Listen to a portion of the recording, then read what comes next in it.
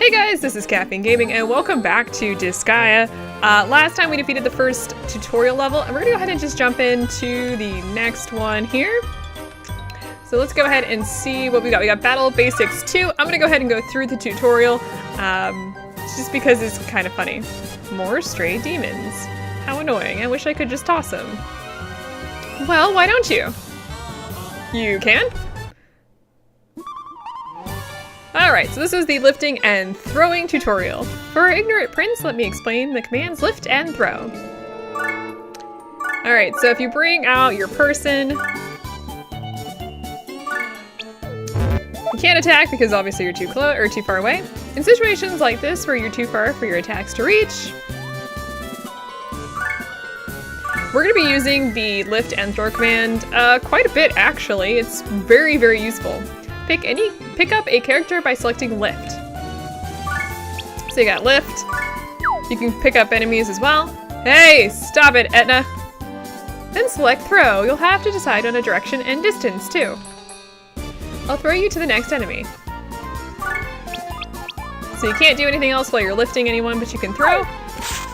Oomph! See, that covered a lot of ground. Now you're able to attack. You can use lift and throw on both allies and enemies. Keep in mind that only humanoid creatures can lift and throw. Monsters can't do it. By making good use of these commands, you can extend your attack range. This is very helpful in moving around on some maps, so don't forget it. There are other uses for the commands besides covering ground, like holding an enemy so he or she can't move, saving injured allies from danger, etc.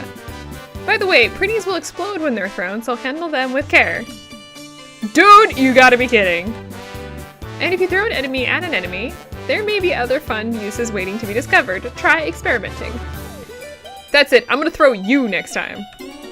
Oh, and one more thing. A character will take damage if the turn ends and he or she is still holding someone. So if you throw an enemy on top of an enemy, fun things will happen. We're not gonna worry about that right now, but it can be pretty useful. So let's go ahead. I'm gonna go ahead and just use, why is she at the bottom? Interesting. We're gonna go ahead and use everybody as usual. She won't be at the very bottom for very long. And let's go ahead and attack. We're gonna go ahead and bring out Etna.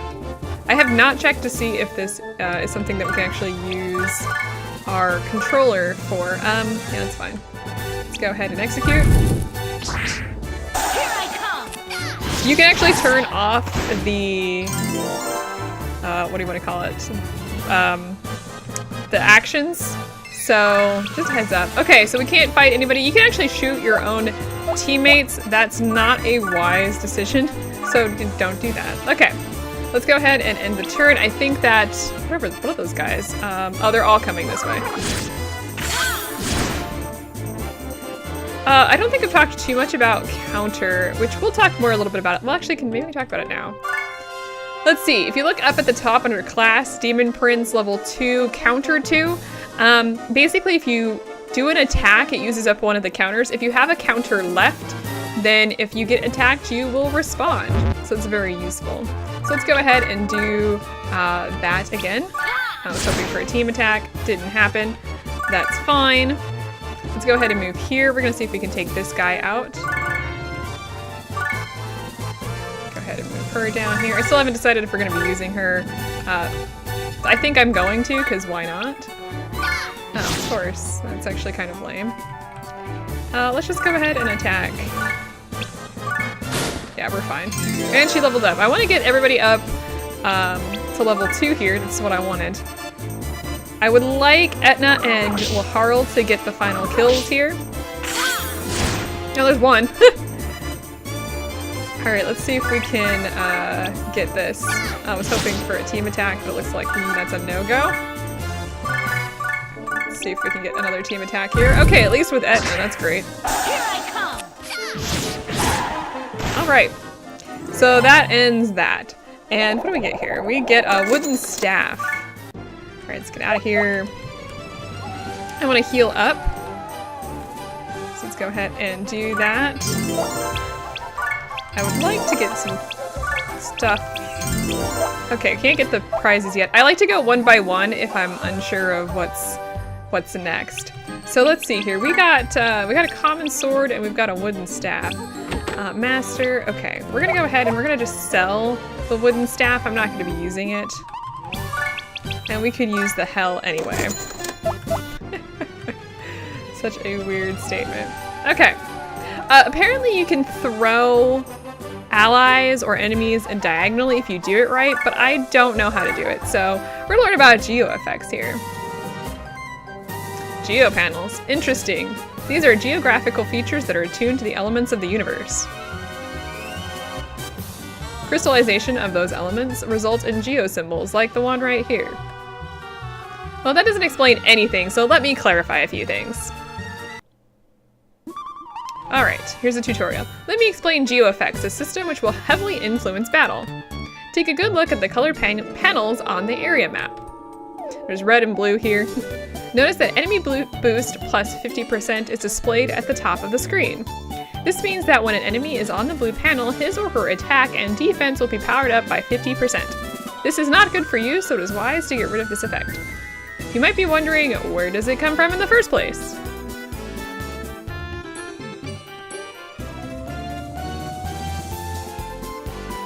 Why, looky here, I just found an object labeled enemy boost on this blue panel.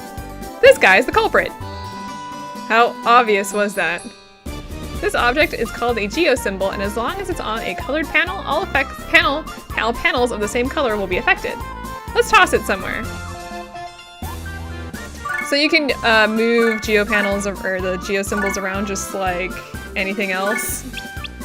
But we're going to talk about those in detail a little bit later because they're not quite as important here.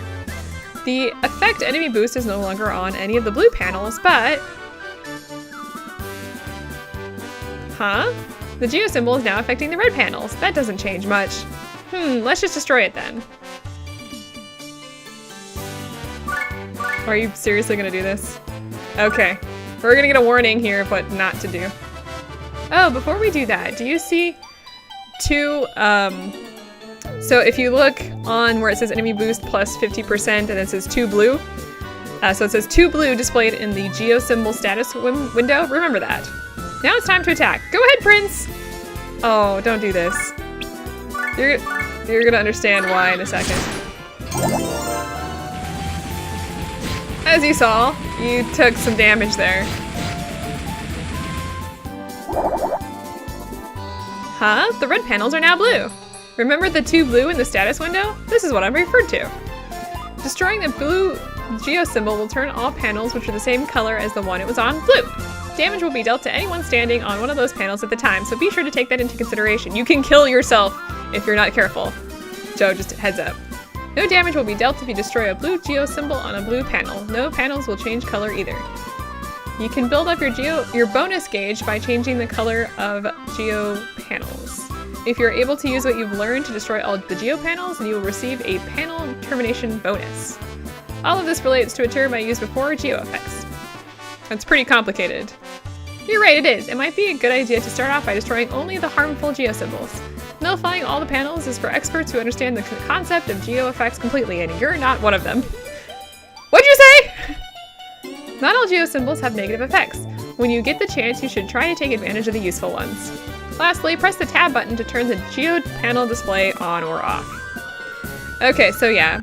This is the final tutorial battle. So quick here to show you what's going on here. We've got a hell plus 50, which is on the red geo panels. I don't like the fade in and fade out. I think there's, you know what, I don't know if it's on this one where it actually, you can change the darkness of those or not. We've got experience plus 50 on red as well, and then we've got a null here. So what we're gonna do before we take out any of those geo symbols is we're gonna take, we're gonna use these. So it would be great if we were on the red ones, but we're not. So I'm gonna go here, and we're gonna actually do blade. Oh, we can't actually do blade rush here.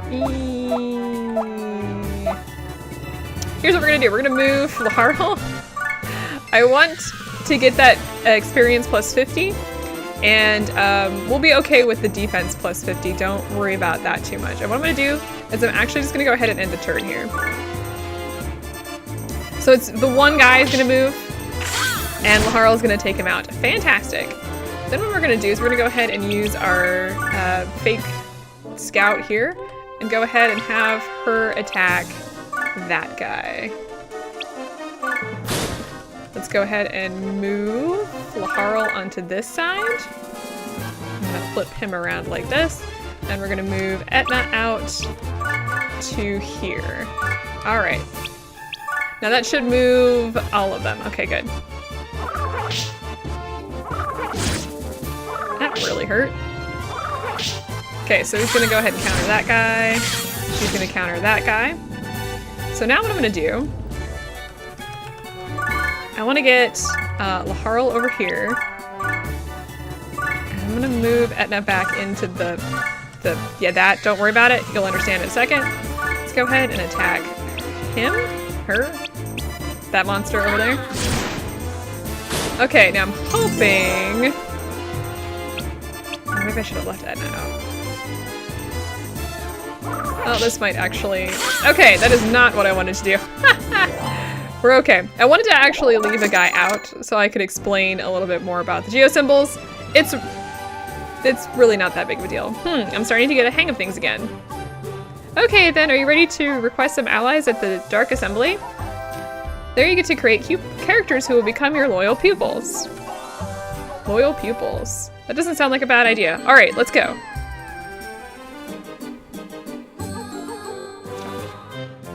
All right, welcome to the Dark Assembly. Here you can create characters as well as submit proposals. In order to submit proposals, you have to have energy known as mana. You can gain mana by defeating enemies. If you want, you can use the mana you have right now to create a new character. A cleric might be useful for healing, while a warrior or brawler might come in handy while attacking. If Prince Laharl makes the characters, they will become his loyal pupils. Manage their growth carefully. So there's a bunch of things going on here. Some important things. But first of all, let me go ahead and get treated here. Not yet.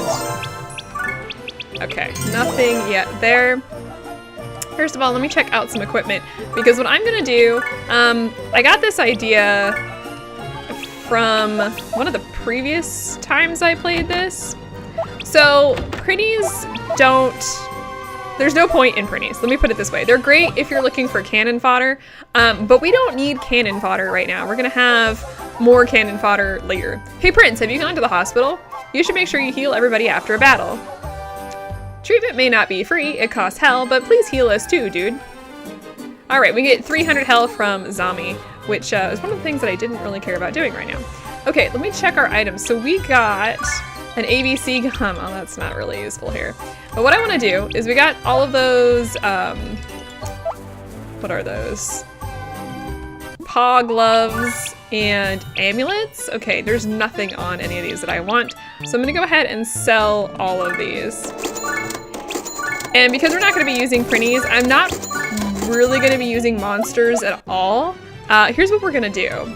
And this is up to you how you wanna do this, but because Prinnies are not, so basically you have to level up certain types of characters to unlock other characters.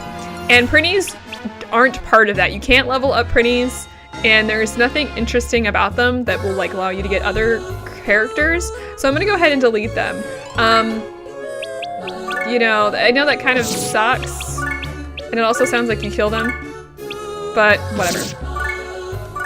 You can't get rid of any of these characters, so don't bother.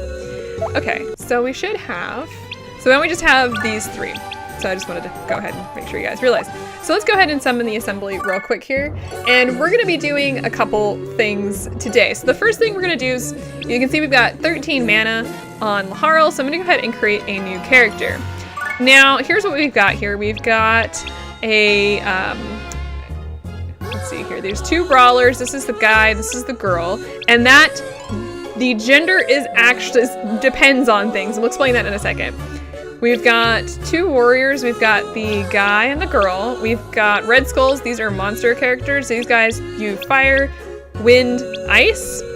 There's humanoid mages. We've got, and they're females. We've got fire, wind, ice. We've got clerics. I think this is the guy and this is the girl cleric, if I remember correctly. We've got hobbits. we've got ghosts, and we've got Prinnies. Now we unlock more monsters as we actually defeat them in battle. Now, there's some characters that we actually want to unlock. So I want to unlock the Scout. So I want to create a female warrior. And we're gonna do good for nothing. I'm gonna allow the game to name my characters. Helen, apparently. And we're going to decrease intelligence. So if you look up in the top right corner, it says bonus -5. Good for nothing characters don't get any bonuses. They actually get a negative to their stats when you start out. So like I said, I'm gonna put that into intelligence. Warriors don't use intelligence at all. And you can look over here, their weapon mastery is in swords, spears, and nothing else. This is one of the reasons why I'm going to probably change Etna to axes, because these guys are going to be using the spears. And I think it's the same, actually may not be the same for both genders, but we'll get to the male warriors later because they're for something. And I'm going to be creating this because we want to unlock scouts, thieves, ronins, and knights. And you need a female warrior to do those. Okay, yes, thank you. All right. Now we're going to create another character here for the Ronin. We're going to create a female brawler. We need the pink-haired one here. We're going to do good for nothing. I'm going to have the game name. If you have any name suggestions, let me know, and future characters, I will name them. And we're going to decrease intelligence again here. These guys are only competent in hand-to-hand, as you can see, so we're good there. So go ahead and create them. So now we have Freya, not really, and Helen, which we have created, and we're gonna be leveling both of these guys up as we go. Now, actually, let me head back in real quick. One of the other things you can do here is you can change name, which is so we can actually rename the characters.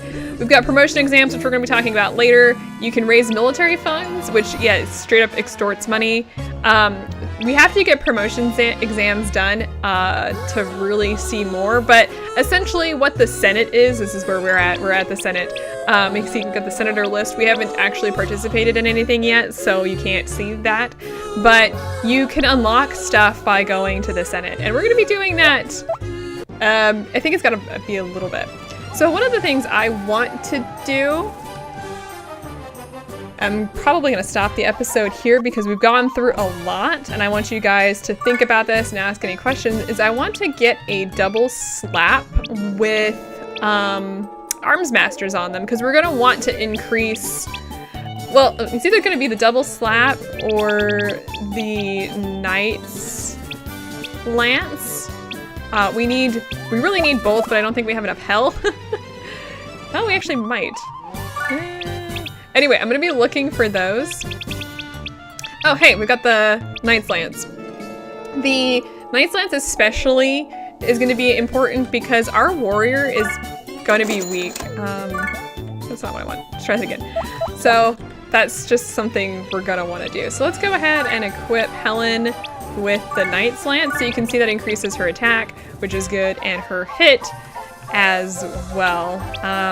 And it's got the Arms Masters, which is the big thing. Now the Witch Doctor, I believe that one, you know, I have a list and I can't get to the list right at the moment. But the Witch Doctors, I believe, is a possibility of putting your enemies to sleep, if I remember correctly. And the Marksman increases hit, which we don't really care about for this particular character. And you can see how low her hit points are. The warrior is going to be one of the weakest of our physical fighters, but she's going to be really useful for that unlocking stuff. So we're going to want to get her up. And Freya as well, we're going to want the double slap for her. So what I'm going to do in between episodes is I'm going to see if I can find that double slap that I want for her. It looks like we have plenty of money to do this. And then next time we're actually going to get started in actually doing the game. No, I don't want that. I want to push S. One of the things is, as I mentioned last time, I'm using a keyboard and mouse.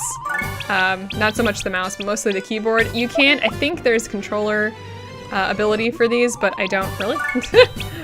Apparently not this time. There is controller support, I think. Don't quote me on that, but I haven't tried it out. So I'm gonna go ahead and find that, and then we'll continue from there. Let me know in the comments if you guys are enjoying this series, either by a like or dislike. Like if you do, dislike if you don't. Leave me in the comments, like I said, some names for future characters If you want to rename the warrior or the brawler, now would be a great time to drop some names off for those. In the next upcoming few episodes, we'll probably end up getting a scout and possibly a thief. I'm not entirely sure. So if you want to give me names for those, I will name my characters after, names, including your own if you would like that. Just drop those in the comments. And yeah, we'll go from there. So I hope to see you guys next time when we actually start the game off. I'll see you then.